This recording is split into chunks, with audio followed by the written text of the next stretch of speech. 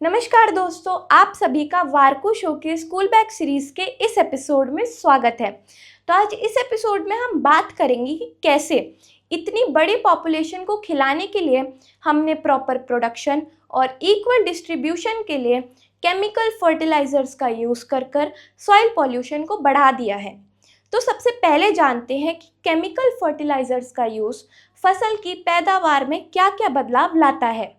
Fertilisers, खास करके chemical fertilisers का यूज़ मिट्टी को जल्दी न्यूट्रिएंट्स प्रोवाइड करता है, जैसे कि NPK, नाइट्रोजन, फास्फोरस और पोटेशियम।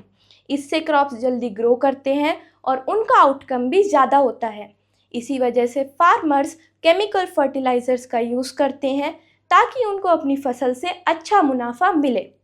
लेकिन केमिकल फर्टिलाइजर्स का रेगुलर यूज़ मिट्टी के नेचुरल इकोसिस्टम को अफेक्ट करता है, जिसकी वजह से ऑर्गेनिक मैटर और यूज़फुल माइक्रो ऑर्गेनिजम्स जो कि मिट्टी को फर्टाइल बनाए रखते हैं वो ख़त्म हो सकते हैं।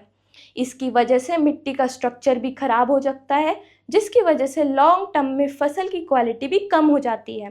केमिकल फर्टिलाइजर्स का रेगुलर यूज़ मिट्टी में टॉक्सिक एलिमेंट्स जैसे कि आर्सेनिक को भी एक्यूमुलेट कर देता है। ये टॉक्सिक एलिमेंट्स सिर्फ सॉइल हेल्थ ही नहीं बल्कि ह्यूमन हेल्थ के लिए भी नुकसानदेह हो सकते हैं जब ये फूड चेन में एंटर करते हैं। तो अब जानते हैं न्यूट्रिएंट्स डिप्लीशन के बारे में।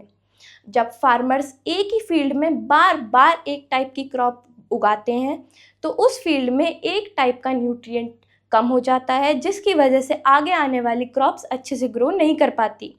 फॉर एग्जाम्पल, वीट को ज़्यादा नाइट्रोजन चाहिए होता है और अगर एक फील्ड में बार बार वीट उगाया जाए तो उस सॉइल में नाइट्रोजन की कमी हो जाती है। केमिकल फर्टिलाइजर्स सिर्फ एक टाइप का ही न्यूट्रिएंट प्रोवाइड करते हैं और ये भी एक शॉर्ट टर्म सॉल्यूशन है। केमिकल फर्टिलाइजर्स का फ्रीक्वेंट यूज़ मिट्टी के नेचुरल न्यूट्रिएंट रिसाइकलिंग प्रोसेस को भी डिसरप्ट कर देता है, जिसकी वजह से मिट्टी अपने आप को वापस से रीजनरेट नहीं कर सकती और उसके न्यूट्रिएंट्स ख़त्म हो जाते हैं। सॉइल इरोजन भी न्यूट्रिएंट्स के डिप्लीशन का एक मेजर कॉज है। जब भी बारिश या फिर हवा आती है तो वह अपने साथ मिट्टी के टॉप लेयर को ले जाती है, जिसमें सारे के सारे यूज़फुल न्यूट्रिएंट्स होते हैं और इस टॉप लेयर की जाने की वजह से मिट्टी पतली और कमज़ोर हो जाती है, जो कि क्रॉप प्रोडक्शन के लिए आइडियल नहीं है।